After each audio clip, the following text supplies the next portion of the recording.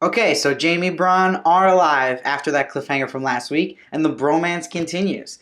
And I'm excited about that because there's still two great characters, and there's so much they gotta deal with Jamie. So moving on from that cliffhanger, I like it, and they set up well now with the Jamie, Tyrion, Cersei drama. Before we get to that, let's address the elephant in the room.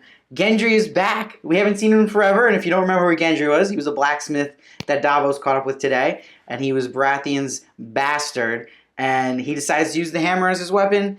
So fucking cool. I love it. It had that Negan effect from Walking Dead where he smashed that dude in the face directly. Great stuff there. They did that scene excellent. And it was cool to see Davos doing some smuggling. We finally get to see him really at his craft. Knows how to talk to people. Guy's not a super fighter, but he's showing how valuable he really is.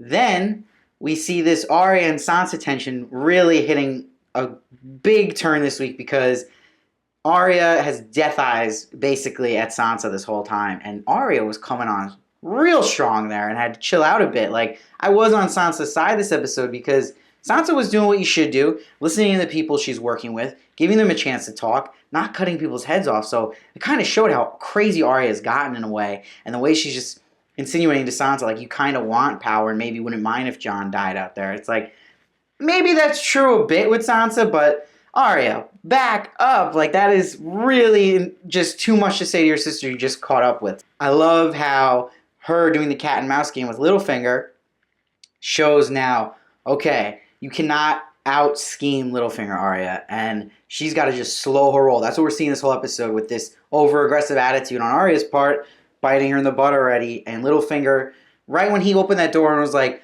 oh, great, Lady Stark sends her regards, clearly right there you knew Littlefinger was setting up Arya and that he wanted her to see this all happening. He's too smart for that. And now he's going to pin Arya against Sansa, whatever's written on that note. And it's going to be a way for Littlefinger to convince Sansa to be done with Arya, because Arya's going to come real aggressive at Sansa now reading that note. Even if she was this aggressive this episode, I can't imagine next episode. And we see that in the preview. It's going to be very important. And it's all adding into Littlefinger's master plan, whatever that may be. Back to the Tyrion-Jaime drama. It was such a great scene seeing Tyrion see Jaime. And I forgot that Jaime would have some gripe about the killing of his father. Sometimes you forget these little plots in Game of Thrones. But yeah, it was interesting to see like Jaime almost saying to like Tyrion, maybe I should have just killed you when I saw you. Tyrion said the right stuff to Jaime, was shooting straight with him, and it's just like everything Jaime's taking in, he doesn't even want to hear because he knows the person's right, but his love for Cersei keeps blinding him. And Cersei, again, is playing all the right cards, and she's playing the long game. And her long game was so well this episode because she's like, look, Daenerys has an advantage. She wants a truce, but let me use that to my advantage. Let me fake it till I make it kind of thing. And then she lets Jaime know she's pregnant, and I feel like it's not her kid. I feel like it's Euron's kid. That's a theory right there. And I think that she's just saying it to really get Jaime on her side because she was getting threatened that he was almost coming against her. So it was a brilliant move by Cersei again, and this is not over with Cersei. They made it like this episode, Cersei's reign was like coming to a halt now, but no way, Jose. And she's just, I did not just say no way, Jose. No way is she going to halt to Daenerys. Like, she is playing this smart, and Cersei right now is, this season has been playing every right move. I was really nervous when she was saying that Bronn should be punished for backstabbing Jaime on her mindset, and this is her manipulation. This is going to be a big test to Jaime now. Is he going to let Bronn just get punished by Cersei, his boy? I don't know. I don't like how it's panning out, but him finding out Cersei is pregnant might have just stopped him from rebelling against Cersei. And I think it's Euron's kid because, look, Lannisters pay their debt. She said to Euron if he brings her what she wants, he'll have what he can have. I think she fucked Euron behind Jaime's back. And Euron would do it, and Cersei would do it. If it works for her favor, she'll do anything. And she'll eventually let Jaime know that it's not his kid once it's convenient for her. And that's when I think Jaime will break.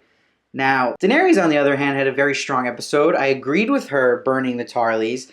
I think she had to. What, was she going to trust them now? And she's like, no. This isn't happening. I'm giving you a chance. Join us. And they were being stubborn, very prideful. I don't think she overdid it there. I think Tyrion and Varys were wrong there. I get it scares him when she shows hints of her father, the Mad King, but I think it was the right move in that case. I think Daenerys is still being civil about all this, and you have to show some threat, because then she got everyone else to bend the knee when she showed that dragon. And that CGI of the dragon has been incredible, and it's amazing how this budget HBO got for Game of Thrones this season is really paying off, because they're really using that CGI of the dragon. And you know that costs a lot of money, and the scene with Jon petting that dragon, I don't know about you, but I was rock hard. Like, that was so awesome. And just the whole CGI of the dragon was beautiful. The skin, the eyes, it's like something you've never seen on TV before. So props to Game of Thrones for going for it, for sure. They're not phoning any of this in. And I love how everything is just coming together from season 1. And Arya and Sansa, that sibling rivalry from season 1, is now at its breaking point here. So they did not forget about that. They're not jipping you. Everything they built up from so long ago is finally having a payoff. The TV writers are killing it right now. They're almost showing George R.R. Martin, like, hey, we can hang with you, dude. Like, it's really impressive to me, and that's what I loved about this season so far. And last but not least, the motley crew at the end there with Jon Snow and Jorah coming back and Tormund and all fighting them in the jail cell with the Hound and the priest. It's crazy. Now it's really showing all these guys who don't really like each other banding together to fight the greater enemy here. And it was such a good setup for next week. I'm so pumped for next week, what's going to happen with this. My prediction is Jon Snow and Gendry are going to make it out, and everyone else is going to die there. And it's going to be round 1 with these White Walkers. This is not going to end in one episode. They are not ready still to even touch this. And the preview with Jon and Tormund running away, I think that will be the end of it. Like, they're going to get some kills in, but they're going to get the hell out of there because they do not know. They know what they're dealing with, but that is not enough men. Great fighters, but come on now. And I think the Night King is going to have a little kicking ass to do. I'm excited to see that. Great characters might pop right there, so I'm really pumped for that because we haven't seen him do shit in a while. So he's like the Ice Darth Maul. It's going to be great next week. It's going to be a huge battle with them.